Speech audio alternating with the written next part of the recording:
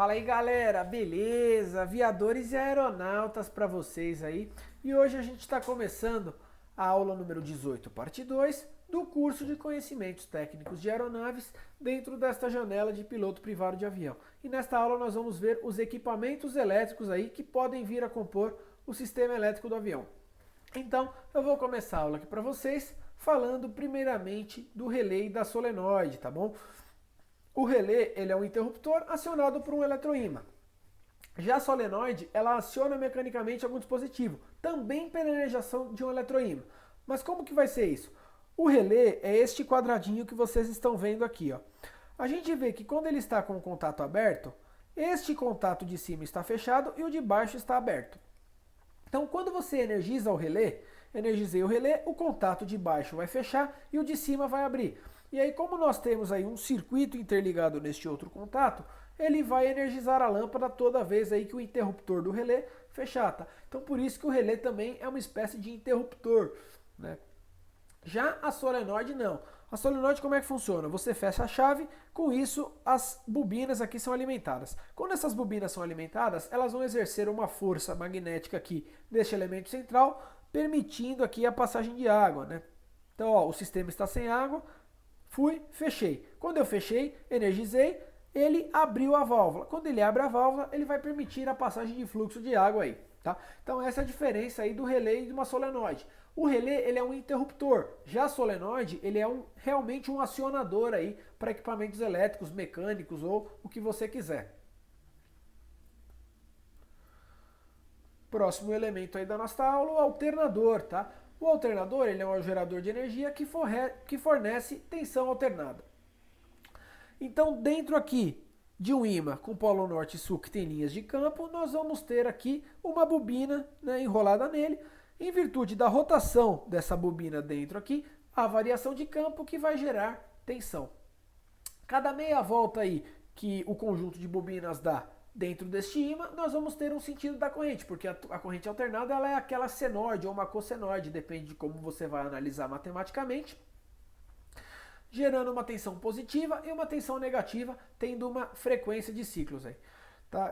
Coisas que nós temos aí no alternador. Anéis coletores, escovas, o conjunto induzido é tudo isso daqui, né? Mas isso não tem muita necessidade de ficar decorando, ficar sabendo não, tá? O que vocês precisam saber para a ANAC, o alternador, ele é um gerador de energia que fornece tensão alternada, tá? Tensão alternada a alternador. Aí, próximo equipamento aí, transformador, tá? Transformador ele não transforma nada, ele eleva ou rebaixa a tensão alternada, tá bom? Transformador, ele eleva ou abaixa a tensão alternada.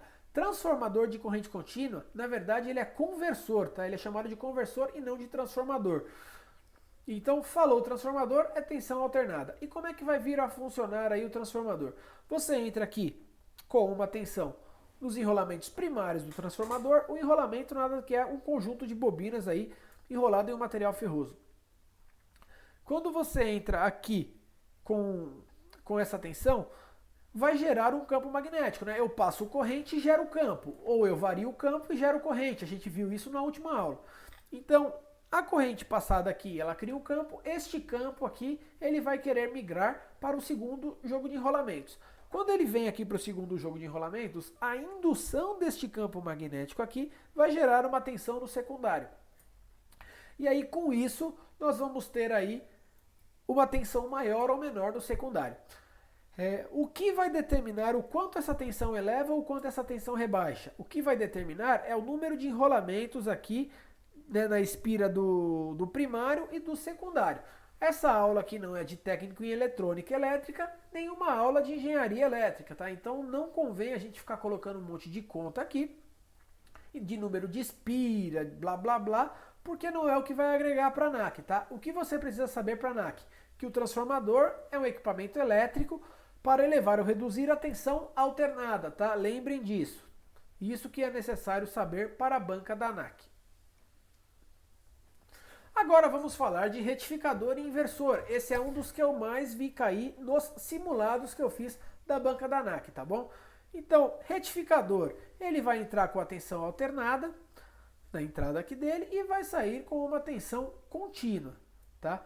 Retificador, eu mostrei aquele gráfico para vocês na última aula, que a tensão alternada formava aquela onda, né, aquela senoide, e a tensão contínua era uma reta. Então, se ele retifica, ele torna uma reta. Então, ele faz corrente alternada em corrente contínua, tá? Este é o sentido de fluxo do retificador. Aqui nós temos tensão alternada, então eu entro com tensão alternada, ocorre aqui as modificações internas do equipamento e vai sair tensão contínua. Já o inversor, como nós estamos vendo na figura, é ao contrário. O inversor ele vai inverter o sentido da corrente. Então, se é inversor, é contínua na entrada, alternada na saída, né? Então, nós entramos aqui com corrente e tensão contínua, passa no inversor e vamos sair com corrente barra tensão alternada aqui na saída do inversor, tá? Isso que vocês precisam saber para a banca da ANAC. O papel do retificador e o papel do inversor. Agora vamos falar das baterias, tá? As baterias elas podem fornecer energia para a partida do motor, ela pode alimentar dispositivo elétrico do avião no solo, rádio, luzes. Quando você tem uma emergência, por exemplo, fiquei sem algumas atuações porque o meu motor parou. Você não pode perder todas as atuações. A bateria ela pode servir aí como papel de fornecer energia para algum sistema também. E a bateria, ela pode ser de chumbo ácida, níquel cádmio ou íon lítio, tá? Bateria de chumbo ácida. Bateria de chumbo ácida, ela vai ser nada mais do que dois metais formando uma célula imersos em uma solução de normalmente de ácido sulfúrico, tá? Isso é a bateria de chumbo ácido aí. Já a bateria de níquel cádmio, a célula da bateria, né, a bateria é um conjunto de células internas ligadas em série, onde cada célula tem 2, 3 volts e quando você liga em série ali, você vai ter 12, 20, depende de quantos volts você quer fazer na bateria. Ela é de níquel cádmio e ela é chamada de alcalina. Por quê? Porque a solução que ela fica imersa, se eu não me engano, é de hidróxido de potássio, né? E aí, pelo fato de hidróxido de potássio ser uma base muito forte, então eles chamam de alcalina, né? Bem alcalina, bem básico a solução que ela fica imersa. E aí o lítio já é um outro mecanismo aí que você acaba não tendo uma solução, mas eu acho que em termos de tecnologia é o que está mais avançado aí, embora tenha os seus perigos também a bateria de íon lítio. Como eu disse para vocês, vários elementos da bateria aí são ligados em série para formar a tensão que a gente quer. Tá? Mas principal função da bateria aí, fornecer energia para a partida do motor e alimentar dispositivos elétricos ou casos de emergência. Tá? Isso tem que estar na cabeça de vocês, essa necessidade aí da bateria. Agora nós vamos falar de um dínamo, tá? O dínamo nada mais é do que um gerador de energia que fornece corrente contínua. Nós vimos lá que o alternador fornece corrente alternada e o dínamo ele vai fornecer corrente contínua. Então a gente tem uma bobina ali girando em torno de um campo magnético formado pelo ímã, que tem polo norte e polo sul, né? As linhas de campo estão aqui. Conforme eu vou girando aqui a minha bobina, eu vou tendo uma variação aí de fluxo magnético pela área da minha bobina. Diferença aí principal do alternador para o dínamo. No alternador nós tínhamos anéis coletores, escovas, blá blá blá. Imagina que a gente vai substituir tudo isso daqui, ó, né, que a gente viu lá no alternador, por um negócio chamado comutador, tá? Comutador, ao invés de você ter anéis coletores e escovas na saída aqui, você põe um comutador para gerar diretamente de corrente alternada aqui, porque nessa rotação, quando ocorre, vai sair corrente alternada, e aí o comutador vai fazer o papel aí de transformar isso em corrente contínua, tá? Então, o que precisa estar na cabeça de vocês?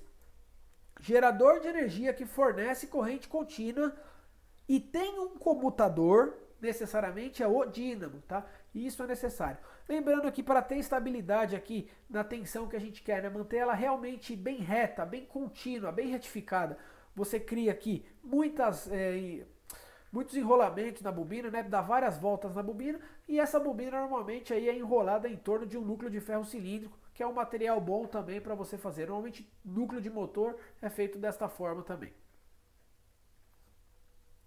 Agora nós vamos falar do diodo, tá? O diodo, ele permite a passagem da corrente apenas em um sentido, não permitindo o retorno da corrente. Então o diodo você vai ter um anodo e vai ter um catodo. E ele só vai permitir que a corrente flua neste sentido. Liguei aqui um diodo em corrente alternada. Ele só vai permitir que a tensão passe para cá. Para cá ele não vai permitir. Para isso que ele é feito. E uma das funções aí do diodo é também criar a ponte retificadora aí através dos retificadores, né? Você cria uma ponte retificadora e aí com isso você consegue retificar, transformando a corrente alternada em corrente contínua. Não vou ficar aprofundando muito no funcionamento disso daqui porque não é o objetivo, tá? O que vocês precisam saber é, permite a passagem da corrente apenas em um sentido e não permite o retorno da corrente no sentido oposto, tá? É para isso que serve o diodo. Agora nós vamos falar dos dispositivos de proteção. Os dispositivos de proteção, eles atuam quando ocorre sobrecorrente, curto-circuito ou algum problema, desencapou um fio, aterrou, né? Aí o disjuntor tem que desarmar mesmo para não ter nenhum problema aí, até de poder pegar fogo em um circuito elétrico. E aí nós temos dois dispositivos de proteção aqui. Primeiro dispositivo de proteção, o fusível, tá? O fusível, quando ocorre sobrecorrente, ele vai se romper, interrompendo a corrente do circuito. E quando ele rompe, tem que ser trocado. E aí como é que vai funcionar o fusível? A corrente está passando pelo fusível, independente da direção aqui neste caso, né? Conceitualmente a gente não precisa saber. E aí quando há um curto-circuito, a corrente dispara.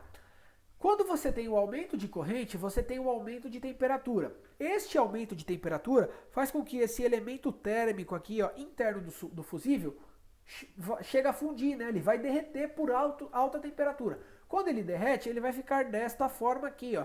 E aí, desta maneira, ele não permite que a corrente continue fluindo. Ele interrompe a passagem da corrente. E aí você vai ter que vir aqui e trocar este fusível até normalizar o seu sistema de novo. Já o disjuntor não. O disjuntor na sobrecorrente, ele abre, né, interrompendo a passagem de corrente no circuito também. Os dispositivos de proteção, eles servem para uma coisa, interromper o circuito, ponto. Agora, qual a estratégia que ele vai usar? Se você pode rearmar, se você pode trocar, se tem que substituir, aí depende do dispositivo, tá? Mas o disjuntor, por exemplo, ele abre, interrompendo a passagem de corrente, mas você pode rearmar, essa é a vantagem do disjuntor, tá? Eu coloquei aqui para vocês o painel do Cessna, e aqui, ó, esses botãozinhos brancos aqui, embaixo das duas manetes de mistura e de potência, são os disjuntores do avião. É raro você ver ele desarmado, às vezes acontece. Eu vi uma vez só até hoje na minha vida. Mas é sempre bom ficar esperto, porque às vezes você está desarmado aqui, uma luz importante, por exemplo, né, alguma coisa que vai ser essencial para você, e não pode ficar dessa forma.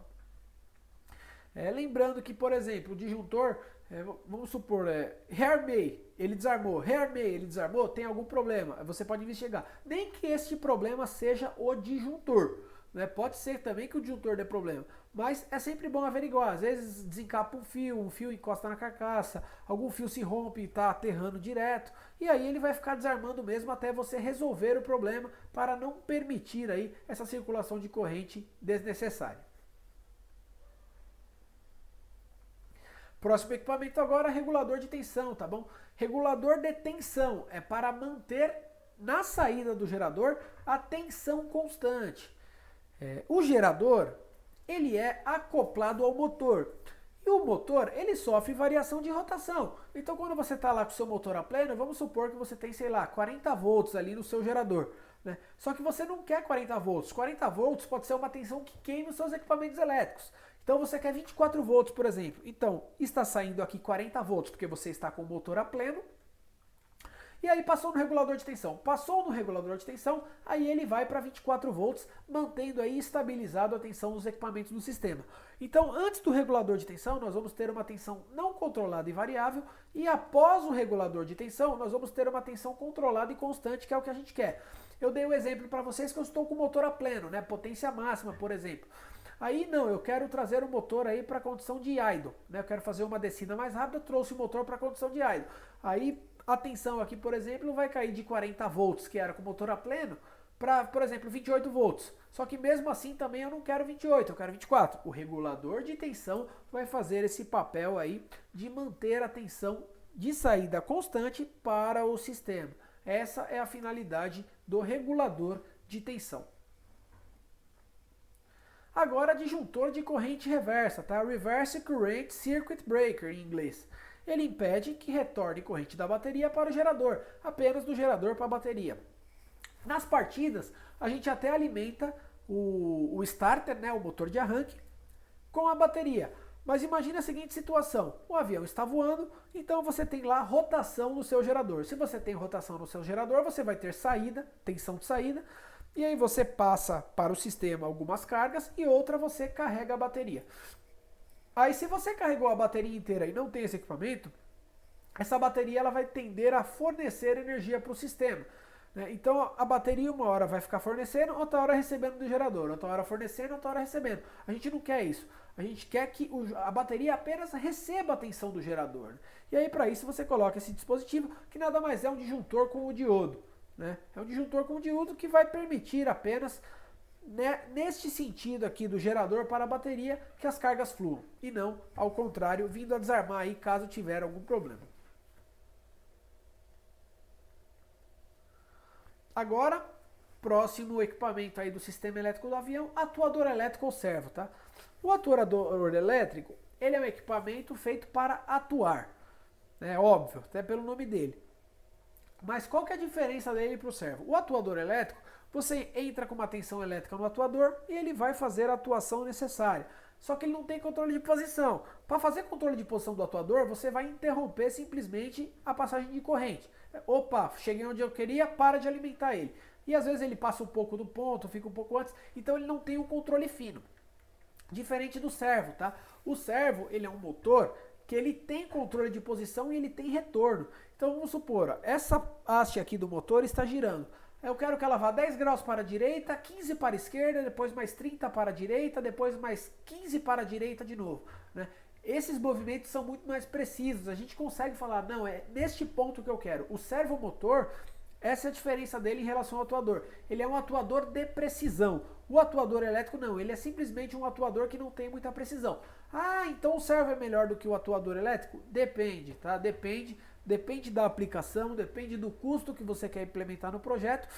A diferença é que um tem mais controle de posição, você consegue controlar melhor, ter mais precisão, e o outro não. Mas para tudo existe a respectiva aplicação. Próximo sistema aí do nosso motor, starter ou motor de arranque. Lembrando que o starter, ele é starter na partida do motor e depois ele torna-se um gerador. Então é um alternador, só que ao mesmo tempo também é motor de arranque, depende da situação. Ele vai ser alimentado pela bateria para dar partida do motor antes do combustível aí conseguir já manter a rotação do motor. Normalmente ele vai ser interligado ao eixo de manivelas do motor através de uma cremalheira ou uma correia. Você tem uma cremalheira ali com uma correia ou sem uma correia, depende da situação, acoplando os dois sistemas aí. E aí com isso, quando você precisar da partida do motor, você vai lá na chave de ignição nos magnetos, manda alimentar. Ele alimenta o motor de arranque, ele induz rotação aqui no eixo de manivelas e aí o motor consegue dar partida tranquilo, sem problema nenhum. Em alguns aviões não existe esse motor de arranque, E aí como que você dá partida? A velha dar hélice, vamos dar hélice no avião para dar partida. Isso não é muito legal de fazer, Embora os aviões mais antigos foram concebidos para trabalhar dessa forma, hoje em dia eu acredito que não saia mais nenhum projeto assim, Em termos de engenharia atual que a gente desenvolveu aí, eu acho que não justifica mais você ter que ficar dando hélice. É um risco, Normalmente a hélice do Paulistinha, quando ela pega mais leve, Ela não ganha rotação rápido, mas às vezes você está meio distraído ali, meio com sono no dia, dá hélice, de repente a hélice vem em cima de você, você acabou deixando a mão ali, é perigoso, É perigoso, não é um procedimento muito seguro, assim, É seguro porque foi feito para isso, mas se não pudesse fazer seria melhor, Então hoje em dia os projetos estão sendo concebidos dessa forma aí, para não ter mais esse problema. Último item da nossa aula aqui, agora nós vamos falar de aterramento, retorno pela massa, tá bom? O aterramento do polo negativo é feito na carcaça do avião. Lembrando que todo sistema de corrente contínua, apenas o polo positivo que vai alimentar as cargas. O polo negativo também ele é chamado de terra, E aí você não cria uma malha de aterramento, você pega o polo negativo e joga na carcaça. E aí o que você faz? Você interliga o polo positivo nas cargas, O polo positivo sai do gerador e interliga nas cargas, e você interliga essas cargas também, Normalmente a carga tem dois polos, a carga é uma resistência. Ela tem dois lados, um lado você liga no positivo e o negativo você também interliga na carcaça do avião. E aí a carga vai ser alimentada aqui, do negativo para o positivo, E a carcaça do avião vai fazer o papel aí de aterramento, que é também chamado de massa, tá? Quando eles falam retorno pela massa, eletrodo massa, o eletrodo massa é o eletrodo que está ao lado do eletrodo que está aterrado. A massa do avião é a carcaça do avião, que é o aterramento do avião. E as vantagens aí de você fazer isso dessa forma. Primeira coisa, você reduz o peso do avião e o custo do projeto. Por quê? Porque você precisa de menos coisa, menos cabeamento, menos malhas de aterramento, para realmente manter ali o sistema de aterramento da aeronave. E outra vantagem é que o retorno da corrente é feito pela própria carcaça do avião, que suporta isso, não vai ter problema nenhum, não tem grandes cargas elétricas aí passando pela estrutura, então não teremos nenhum problema, além disso reduz o custo, tá? Isso daí seria o retorno pela massa da aeronave, o aterramento da aeronave é a própria carcaça do avião. Pessoal, terminamos aí mais uma aula de sistemas elétricos. Caso você tenha gostado, peço para deixar aquele like. Além disso, se não se inscreveu no canal, se inscreve aí agora. Temos também as redes sociais aí, o Instagram principalmente, o Facebook, Aviadores e Aeronautas. Caso tenha alguma sugestão, pode enviar um e-mail aí, aviadoresaeronautas@gmail.com. E na próxima aula nós vamos falar do sistema de ignição, como que é feita a faísca na vela do avião para queimar o combustível, tá bom? Valeu, muito obrigado e até a próxima. Tchau, tchau.